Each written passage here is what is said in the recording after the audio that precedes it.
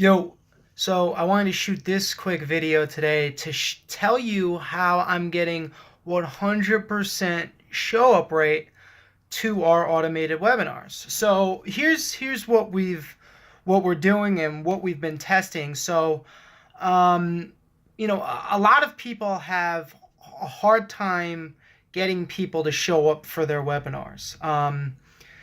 Some people see 20% show up, 30% show up. So there's a couple things that you could do. So you can do top of the hour webinars. So that means that every 60 minutes you have a webinar, and every hour on top of the hour you have a webinar. Now, with that being said, we tested that. We saw around it was like 55% show up rate, which is pretty good, on an automated webinar. So we're going Facebook ad to registration to, waiting room, and then, whenever the webinar is. So if it's at 2 o'clock, 3 o'clock, whatever. We saw around 55%, show up rate, which is okay, but you're losing 45% of the people. The next thing that we tested was every 15 minutes. So we tested every 15 minutes. The show up rate was around like 80%, which is obviously a ton better. It's solid. It's good.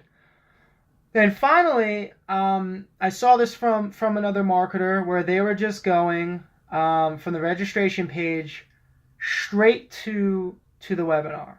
So now a lot of you guys are going to say, oh, well, Mike, if they're just going straight to the webinar, they're not going to be, it's not going to be like a live event or whatever it is. You're not going to get as many people to stay.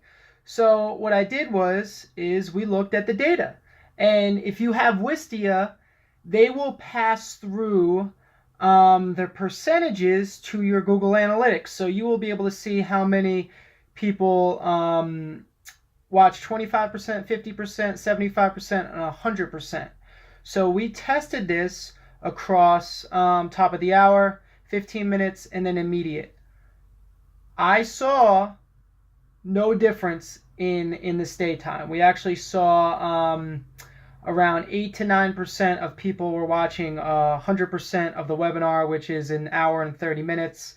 We're seeing around 13% watch up to the pitch point, which is around 75%, which is around it's around like the 50-minute mark. So you're getting around 13% of people to watch, a whole presentation that's 50 minutes, and it's good. So another thing that we tested was we kind of just got rid of the whole webinar registration page. So it was like more just a regular opt-in. So we just went headline, input form, and then straight to the webinar. So sorry about that.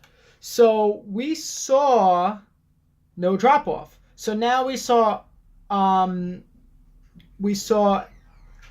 people opting in and the same amount of people finishing our webinar. So obviously our cost per application went down, our cost per lead went down, and it's definitely something that you should test. If you're having trouble getting people showing up to your automated webinar, highly recommend just having them opt in, go straight to the webinar, have a really good headline at the top so they stay. Maybe have two boxes below about what the webinar is about, and you're gonna see a good amount of people stay.